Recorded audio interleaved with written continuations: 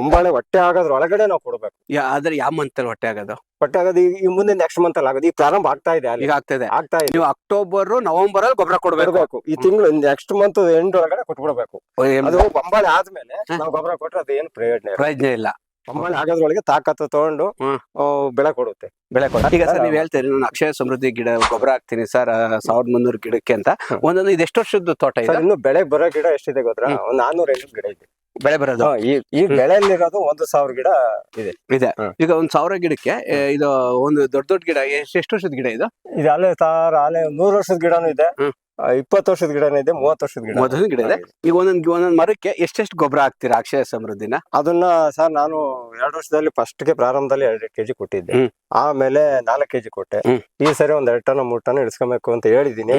ಈಗ ಈ ತಿಂಗಳ ಎಂಡು ಇಲ್ಲ ನೆಕ್ಸ್ಟ್ ಫಸ್ಟ್ ಗೆನೆ ಇಳಿಸ್ತೀನಿ ಅಂತ ಹೇಳಿ. ಆವಾಗ್ಲೇ ಇಳಿಸೋದ ಸರ್? ಅವಾಗ ಅಂತಂದ್ರೆ ಈಗ ಅಡಿಕೆಕಾಯಿ ಎಲ್ಲ ಸಾರಾಂಶ ಅದಕ್ಕೆ ಹೋಗ್ತಾ ಇದೆ. ಒಂಬಾಳೆ ಹೊಟ್ಟೆ ಆಗೋದ್ರ ಒಳಗಡೆ ನಾವು ಕೊಡ್ಬೇಕು. ಆದ್ರೆ ಯಾವ ಮಂತ್ ಅಲ್ಲಿ ಹೊಟ್ಟೆ ಆಗೋದು? ಹೊಟ್ಟೆ ಆಗೋದು ಈ ಮುಂದೆ ನೆಕ್ಸ್ಟ್ ಮಂತ್ ಅಲ್ಲಿ ಆಗೋದು. ಈಗ ಪ್ರಾರಂಭ ಆಗ್ತಾ ಇದೆ, ಈಗ ಆಗ್ತಾ ಇದೆ. ನೀವು ಅಕ್ಟೋಬರ್ ನವೆಂಬರ್ ಅಲ್ಲಿ ಗೊಬ್ಬರ ಕೊಡ್ಬೇಕು. ಈ ತಿಂಗಳು ನೆಕ್ಸ್ಟ್ ಮಂತ್ ಎಂಡ್ ಒಳಗಡೆ ಕೊಟ್ಬಿಡ್ಬೇಕು. ಅದು ಒಂಬಾಳೆ ಆದ್ಮೇಲೆ ನಾವು ಗೊಬ್ಬರ ಕೊಟ್ರೆ ಅದು ಏನು ಪ್ರಯೋಜನ ಇಲ್ಲ. ಒಂಬಾಳೆ ಆಗೋದ್ರೊಳಗೆ ತಾಕತ್ತು ತಗೊಂಡು ಬೆಳೆ ಕೊಡುತ್ತೆ.